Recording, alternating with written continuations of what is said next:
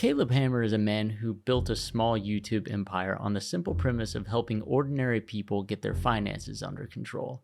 At least this is what he'd have you believe. If you're not familiar, Caleb's the host of Financial Audit, a YouTube series where guests sit down and expose every terrible financial decision they've ever made while Caleb attempts to put them on the path towards stability. Caleb is also the Andrew Tate of financial content.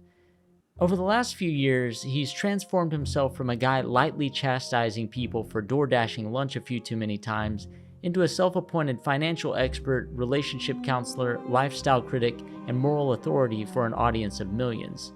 With my partner. He's a screaming man-baby throwing temper tantrums for views, and what appears on the surface to be a well-intentioned attempt to help others and empower them to overcome debt has become reality television disguised as financial education. His YouTube channel, which has amassed an insane amount of 3.8 billion views, has moved beyond financial help to a digital outlet of casual slurs, mockery of others' sexuality, a general contempt for those he considers beneath him, and humiliation rituals turning vulnerable people into content. And Caleb has become very, very good at monetizing it.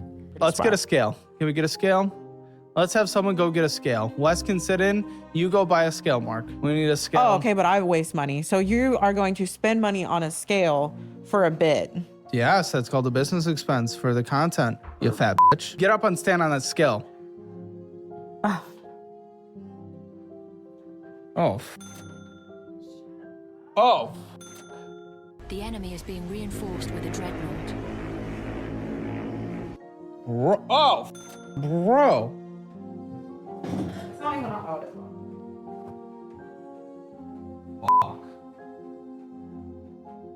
Oh. 260. Oh. If this was only the extent of Caleb's flaws, I probably wouldn't even make a video about it.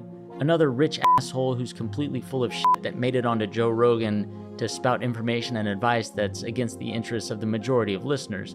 Nothing new there. I've told people to not get a house, and they're really close to getting a house. The American dream isn't owning a home anymore. It's the freedom of renting. But things get a little darker and a lot more weird.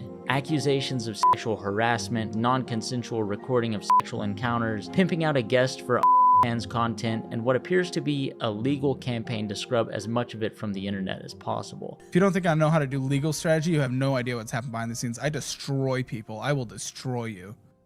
You don't get to do this without consequences. I feel like this is a good time to say Caleb can be a bit litigious, or at least he threatens to sue a lot of people. So with that in mind, I'm going to have to be a bit careful with some of the things I say and do my absolute best to communicate why I believe these things to be true. No, it's just like, I love that you give it to the poors, you straighten them, you're always like, you fucking poor piece of shit. I love it. Are you getting in that moment where you're getting a little bit of pushback in your personality so you fall even further onto it and dig your hole into the ground and make no progress in life? I'm not surprised. Look where you are. You're a joke. You're an embarrassment. What a joke. You have no money. You only have debt. You're a joke. Annoyed that I wasted this time on you. You're a joke. $855 going out to you last month. Dude, you're stupid. You're a brat. You're a spoiled brat. If you are a joke, you're an excuse for a human. I have no respect for you. I have no respect for you. I hope you do well, but I have no respect for you. You're a joke. I've gone on so many dates over the past however many years. Almost every single girl was like, yeah, I'm bi. Yeah. Maybe that's an Austin thing. A lot of men are bi. I feel like most people are bi, though. Well, maybe. I used to think I was.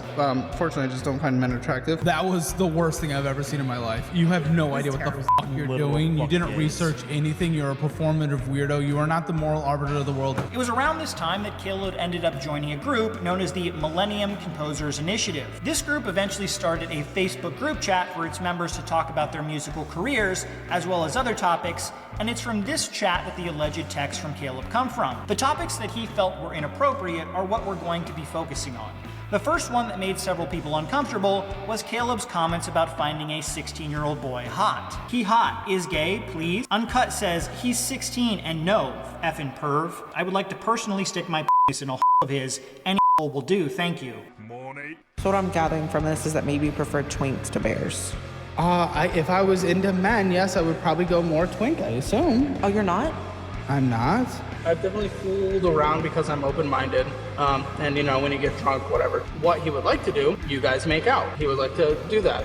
He would like to play with your dick. He wants to, whatever you're willing to do, comes with more money. I mean, do you watch the show? I've told many times how I thought I was buying college, but I found out I like vagina.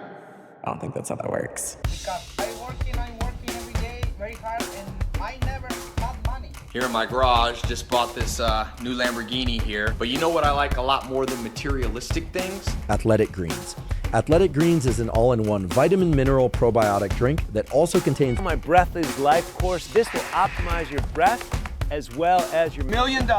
What it really takes to become a millionaire.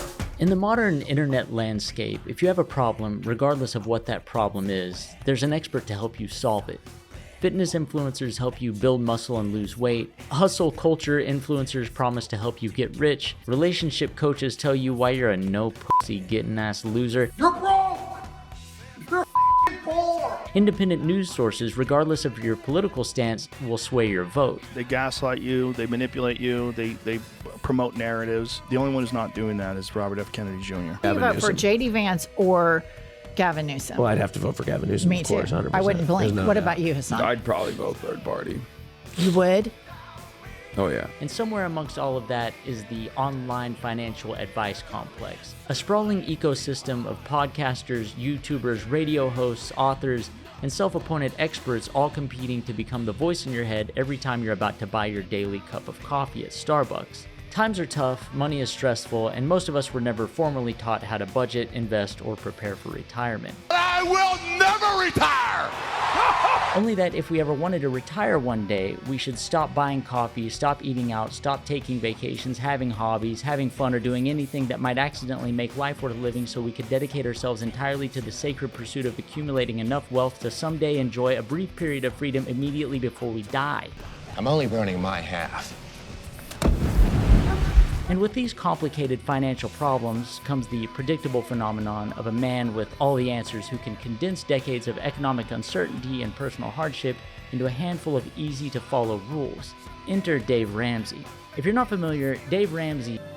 Normal is broken, common sense is weird. What the fuck is that? Shut your mouth, soy boy. Hey everybody, it's me, Dave Ramsey, America's grandpa. I offer straightforward financial guidance through my faith-based company, the Lampo Group LLC, better known as Ramsey Solutions, an entertainment network of financial personalities that also doubles as a Christian ministry. But don't tell Uncle Sam. Through Christ-like love, patience, and occasionally insulting complete strangers. Wait a minute, stop, please. Please tell me you know how stupid this is now. You stupid butt people. You're stupid. You're stupid. That's just dumb. You need to stop being stupid. I teach hard-working Americans how to get their finances in order so one day I can hear that debt-free scream. Count it down. Let's hear a debt-free scream. 3, 2, 1. We're debt-free! Now, some critics point out that I made millions of dollars leveraging debt in real estate while telling you debt is evil, to which I say, shut up. You stupid? You fucking stupid or something? Good golly. Once you've paid off your debt, including student loans, car loans, medical debt, and that $14.37 you owe your cousin Brad from Applebee's in 2017, then and only then should you consider buying a house. And even then, pay cash. That's right, cash. I don't borrow money. Period. Figure out a way to cash flow it, because there is nothing that I want badly enough or that I'm scared enough of to go in debt for it. And I truly don't borrow money. Just walk into a real estate office with $600,000 in a burlap sack like a normal person. Some might call me a Nepo baby, but don't pay any attention to that gobbledygook. I didn't become a millionaire by listening to negativity. I became a millionaire by leveraging debt to buy assets and then telling other people not to. That's called leadership. And as one of the Lord's children, I'm not perfect. I've made mistakes. For example, I've had to pay out millions of dollars in lawsuits and settlements. I've promoted companies that allegedly defrauded my fans. I've fired employees for violating our biblically based righteous living code of conduct. One of them was gay. Another one pregnant out of wedlock. Can you imagine having sex outside of marriage in a Christian organization? What's next? Dancing? Now, we run a tight ship here at Ramsey Solutions, so when I hear too much gossip around the office, I may have to pull out a handgun during a staff meeting and wave it around a little bit. I'm not angry or anything. I do it out of tough love because I'm a leader, and leadership means making difficult decisions, like firing pregnant women or telling you not to enjoy your morning coffee until you buy a house with cash. Dave, I think you might just be a bad person. You're kind of an asshole. Maybe, but I'm a rich asshole. Yay! Wow. Dave Ramsey's financial and budgeting advice isn't exactly insightful, and sure, it's helped a lot of people.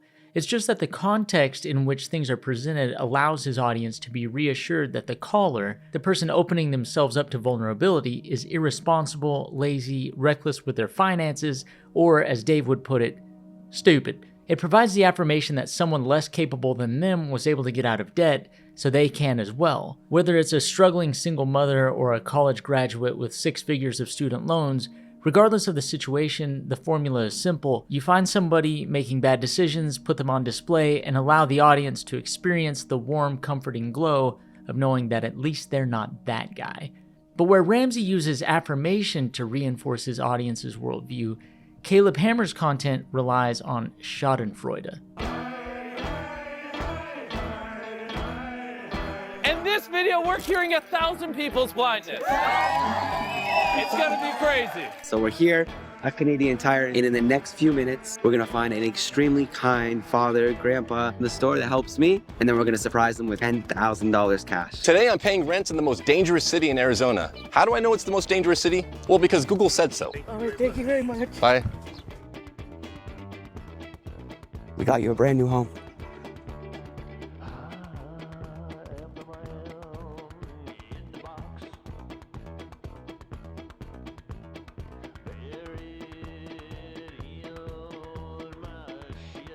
This doesn't look staged, does it?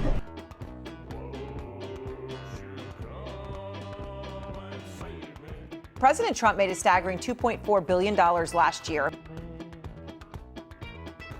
Can I hug you? Yeah, of course you can. Schadenfreude is a psychological phenomenon in which people derive pleasure from the suffering, embarrassment, or general misfortune of others. I'm telling you, Flanders' store was deserted. Dad, do you know what schadenfreude is? No, I do not know what schadenfreude is. There's a $1 trillion economy built on social comparison. You open up Instagram and immediately find yourself staring at people who are more rich than you, more fit than you, better looking than you, and apparently on their 3rd vacation to Bora Bora this year despite being 23 years old and unemployed. And as you scroll, you're fed advertisements for clothes, toys, anything that will improve your social status.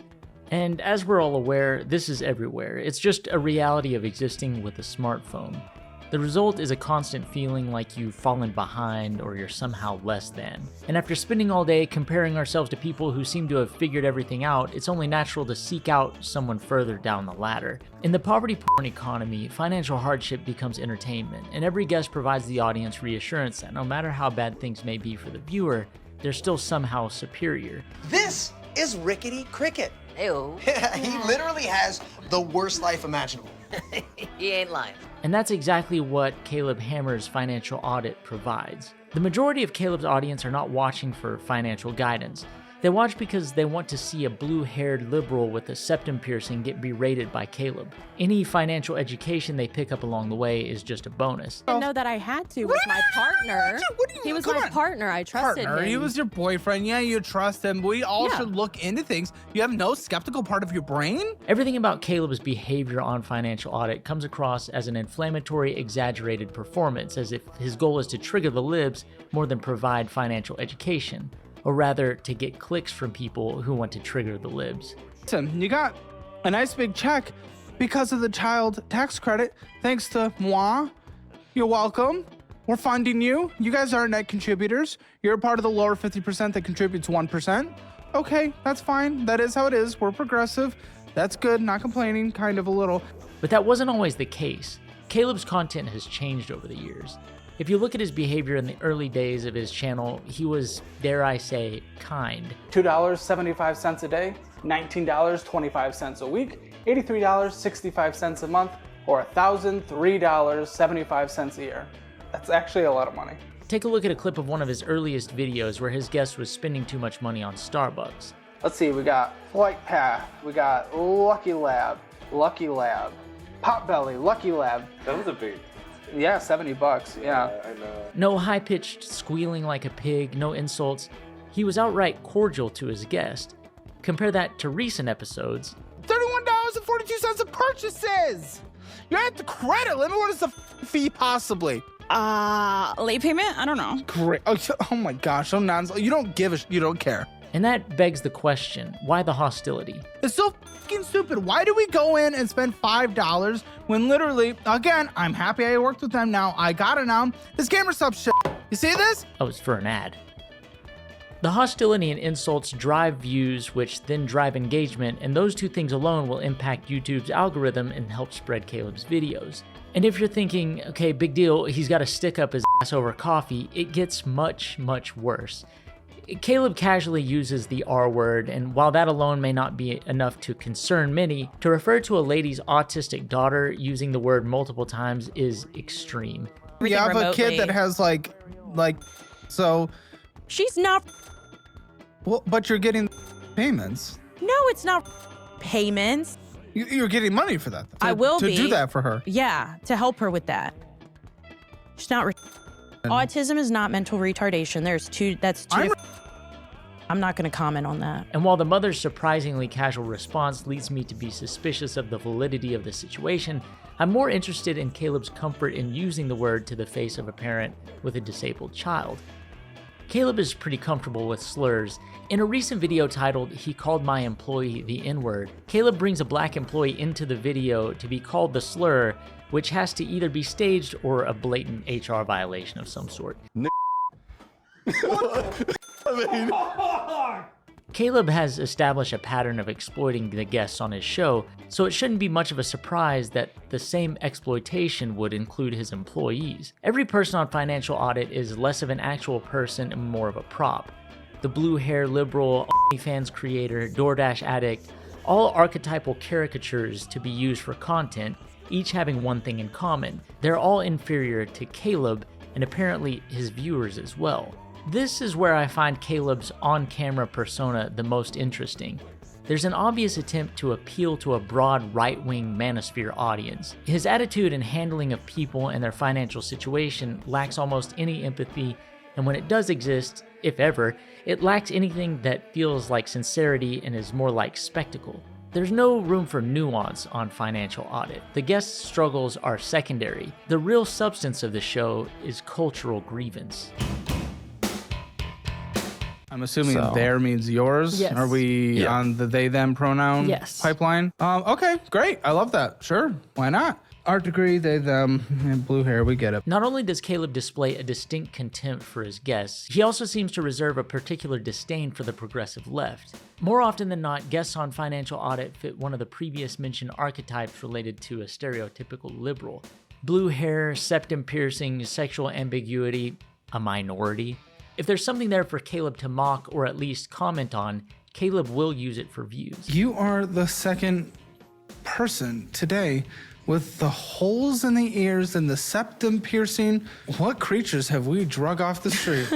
And while yes, Financial Audit does have right-wing guests on, they don't have to suffer the same scrutiny of their liberal counterparts. Oh, of course. Yeah. We don't need to be around those blackies. F them. In fact, Caleb seems to be more fond of them and their blatant racism. So it's like, I doubt you guys are going on Carnival. And she was like, yeah, those blackies, don't clip me. But that's what she said. So. Really? Yeah, unprompted, nothing. Yeah. Nothing. And what's crazy is I actually kind of liked her by the end of the episode. We've had a lot of N-words recently. Not on the show? Not them. Oh, right. You're not saying a bunch of N-words are showing up. No. Okay. People have started dropping the hard R. I don't know why. So when Caleb says he can't figure out why more guests have started feeling comfortable dropping racial slurs on Financial Audit, it seems worth asking the question whether it's just a coincidence, whether it's staged for content, or if he's just spent years cultivating exactly the kind of environment that would welcome someone comfortable saying it. At times, there's some sort of an attempt for Caleb to remain politically ambiguous, but the things he says obviously put him on the right when it comes to culture war issues. We don't listen to people that look like you anymore. I don't know if you know this, you've lost all the power. What does that even mean? Is it a woman thing? No, SJW thing. And we don't listen to people like you anymore. We really don't. You guys have no power. You guys were like 0.5% of the population online. I don't even know what SJW is. You're a performative virtue signaling weirdo. We already know that. Is that just because of the piercing and the color? The color and the weird earrings. Ironically, Caleb doesn't seem to recognize he's become exactly the kind of performative virtue signaling internet personality he spends so much time mocking, while his show itself is carefully curated to provoke a reaction, not unlike the people he claims to despise. Guests' hairstyles, tattoos, pronouns, sexuality, or political identity become part of the conversation despite having absolutely nothing to do with paying off credit card debt. Details that aren't financially relevant but are culturally relevant and signal to the audience exactly what kind of person they're about to watch get humiliated. Maybe almost like your guys' feminism is just performative, not actually resulting in anything positive for women. I mean, the positive part is that I get a choice, and that's... Do you? Yes. No, you actually don't. Are you right now? Now I have to ask you, feminist to feminist. Are you... What the are you talking about? You have a choice. What do you mean choice? There's no choice. He's not giving you a choice. Where's your choice? You don't have a choice. This isn't feminism. This isn't helping you out as a woman. And I don't want you to be all of a sudden convinced that you have a choice. I need a break. Okay, take a break. Take a break. You're good. And with all that considered, it would still be easy to dismiss Caleb as just another internet grifter cashing in on the reactionary right-wing manosphere pipeline. But Caleb's fascination isn't just outrage alone, his real fixation appears to be power.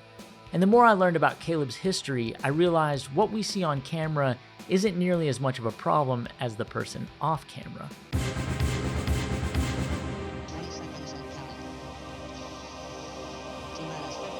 You're claiming he actually touched you inappropriately as well? Yeah, he did. He locked me in his house after the second filming. I was on the couch and he would not let me leave. He would not pay me what I was owed for that filming. And essentially he didn't give me the money until he groped me. So my arch nemesis, Caleb Hammer, has a new merch line. It's called the Dirty Money line. Pretty weird given all of the allegations against him. It's just so weird, you know, he's so horny. Caleb is so diabolically horny all the time. I've told many times how I thought I was buying college. I like vagina.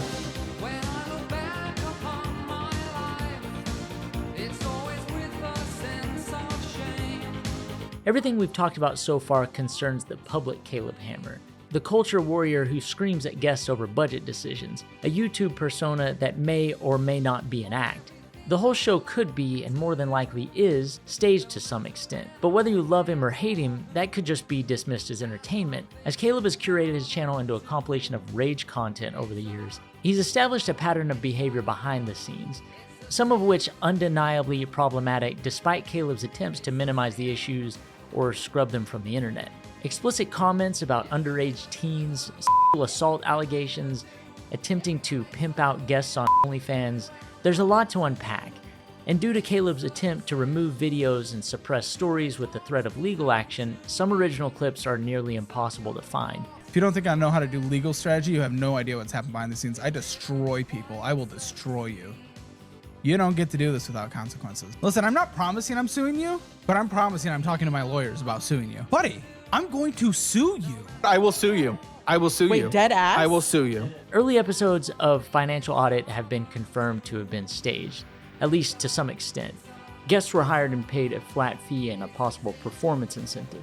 One of these guests appeared to be in a total of 3 episodes, but claims to have not received any of those bonus payments.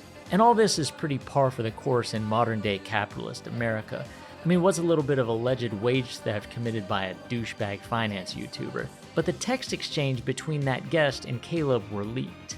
If there's any connections that I have, which I've built a lot of connections in Austin, anything that I'm able to kind of link you to, I definitely want to be helpful. I'm not used to OnlyFans. I'm straight. I'm like 90% straight. I've definitely fooled around because I'm open-minded. And when you get drunk, whatever. The pay will be dependent on what you're willing to do. What he would like to do, you guys make out. He would like to do that. What you guys what he would like you guys to do, him fill you up. He would like to play with your dick. He wants to give you a job. And then if you wanted to give a job, you could. He would eat. You could top him, he could top you.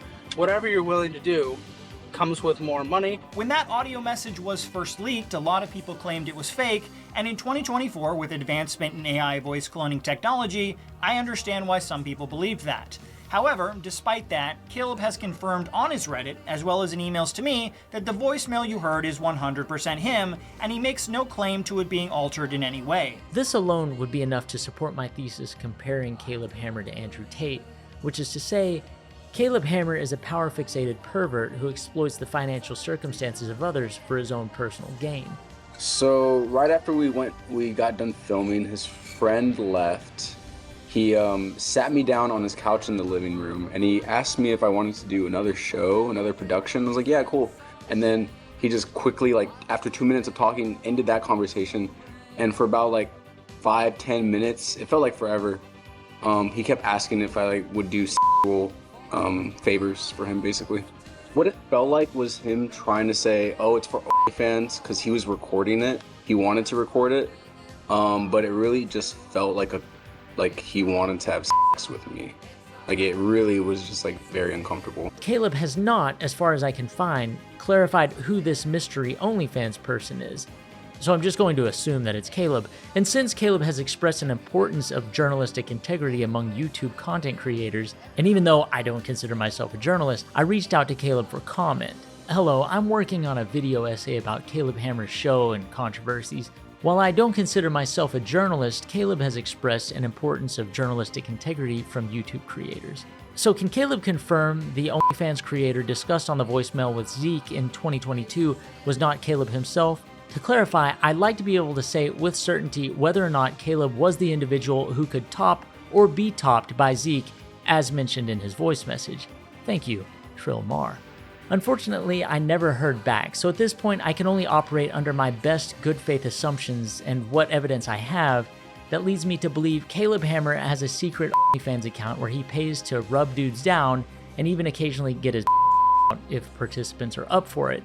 And there's absolutely nothing wrong with that. In fact, I encourage it. So when I say I believe Caleb Hammer is a closeted power bottom with a secret OnlyFans account that he pays former guests to be on, I say that with absolutely zero malice. Being a YouTuber is the blessing of a lifetime. 99% of it is fantastic. You do not want to be a single YouTuber because it is impossible to date. I had a weird exit on dating apps. I went on this date with this weird girl who says she doesn't trust men. And then we had an awkward date. You know, I was like, I wasn't feeling it. So I was like, you want to fuck? And she was like, no, I don't want to fuck. And then she freaked out afterwards. And then she reported me on dating apps. And then Hinge, Tinder, and Bumble all banned me. I want to show you, unfortunately, the modern young woman in grand display. She went around a lot of guys and hooked up. Okay, that's good. She consented to it, they consented to it. Then she flew here in Austin, chose to meet up with a guy. The guy wanted to hook up, and she just made him sound like a creep. He was in my... No, you said he was trying to. Yeah, he was in my hotel and like trying to take off my clothes, and I'm like, no. And then eventually I like open up the door, I go, get out. Unfortunately, I don't believe that. I do not believe you. And I know people like you in my own experience, in my own friends' experience, are just liars. While having a secret OnlyFans account where you're getting your isn't a problem, being such a toxic narcissist you're getting banned from dating apps is. Back in 2025, a Reddit user posted a story about how she went on a date with Caleb, which led to him being banned from Hinge, Bumble, and Tinder. I don't exactly know what it's like for women on dating apps, but someone told me she got over 1,000 matches in less than 48 hours. She also made it abundantly clear that the average dating app isn't populated by the best and brightest of mankind. I'm watching you, you bitch. You're gonna die tonight. And I know I'm getting off track here. The point is, we all know there are some absolutely awful people on these apps at any given moment, and Caleb was banned from them. In the aforementioned Reddit post, the user detailed her date with Caleb that ended with a 30-minute drive out of her way to his house so he could give her a tour that ended up in his bathroom where he asked her to bathe in front of him. The post mentions that he said he could, quote, separate himself from his sexuality, which sounds like something you'd hear from somebody standing above a hole in their basement they trapped you in. Man, what do you want? It puts the lotion on its skin. Now! Well, say it, don't spray it, brother. Dang. He also had some sort of Diddy party moment where his couch was covered in lube or something, and he went to get oil to rub her down despite her obviously not wanting it. And it was at this point she realized there was a camera pointed towards the couch she was on. I didn't know I was being filmed. If you're in my room, you're always being filmed. You are. It's true. It's this thing. It's kind of creepy. The post is detailed and disturbing, and parts of it have been publicly acknowledged by Caleb himself. And in most cases, I would talk about Caleb's response, but since he's deleted it, I feel no obligation to defend him. Caleb and his supporters dismiss any criticism as slop YouTube channels milking drama for ad revenue. So let's, for a moment, disregard the salacious details and focus more on the recurring question of power.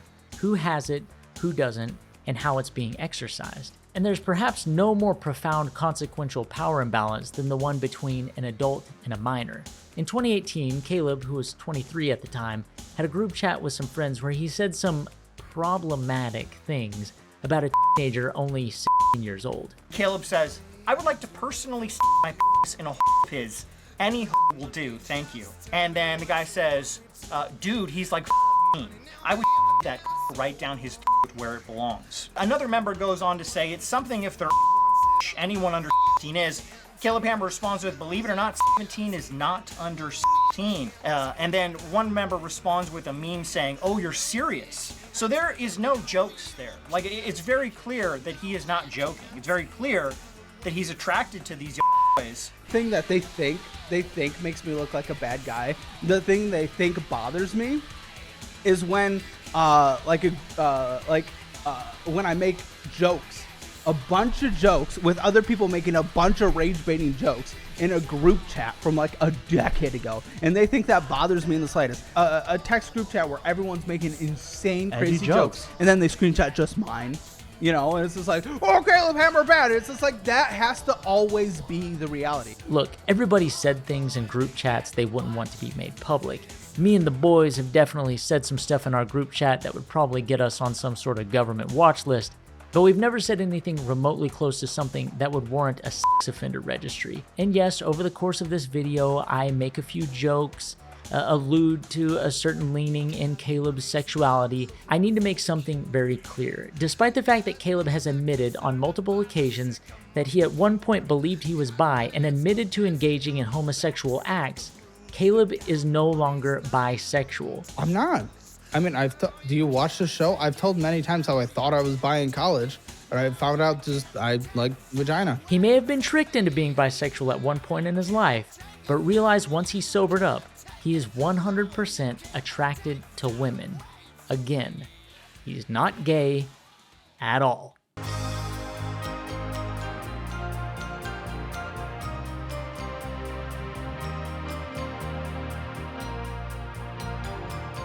When I started researching Caleb Hammer, I thought I was making a video about a loud finance YouTuber who screams at strangers over Starbucks and DoorDash. Then I thought I was just making a video about poverty porn. Then a video about another culture war outrage merchant chasing engagement from a reactionary audience. But the overall theme of Caleb Hammer became about power. Dave Ramsey built an empire convincing millions of people that being financially responsible also made you morally superior. Andrew Tate built an empire convincing young men that dominance was the highest virtue, and Caleb figured out how to monetize both. Humiliation is the product, and power the business model. And that question of power continues to surface regardless of whether you're talking about guests on the show, an employee, a person in his private life, or just a random minor. Caleb has earned a reputation for responding aggressively to criticism, including threatening legal action against critics. That's his right. Caleb threatens pretty much anyone who says an unkind word about him with a lawsuit. And he may do that with me, but I just don't give a fuck. Caleb, if you see this, squeal like a castrated piggy, make your threats, and inevitably puss out and post about it on Reddit. As avoidant of personal accountability as Caleb may be, criticism and examining publicly available statements, videos, and allegations isn't defamation. And it's kind of ironic, because accountability is the one thing Caleb demands from every guest who sits across the table from him, and given that Caleb's made millions of dollars auditing everybody else's life, It's only appropriate every now and then the camera's turned around and someone gets to audit him. That was the worst thing I've ever seen in my life. You have no idea what the f you're doing. You didn't research anything. You're a performative weirdo. You are not the moral arbiter of the world. You do not get to decide what is good content. You are nothing. You're pathetic. You've never contributed to the world we have. We have real results, real lives, 50,000 people. Every guest that's been on the show. 25,000 hours in 12 months. You've done nothing. You'll never be remembered for anything. You're pathetic. You are 5 years ago, 10 years ago. We've all moved on. No normal person cares. And ladies and gentlemen, say it with me one last time. This show is not for you, and that's okay. See you in court, bitch. I want to take a quick moment to say thank you to all the members who contribute to the channel. It's the only way I'm able to keep making these videos with any sort of frequency. So if you like this video and you're able to, please consider supporting the channel by joining up. And if memberships just aren't your thing, or you don't have the money right now, no problem. Please like, comment, subscribe, all that stuff to help with the algorithm. Thank you for watching.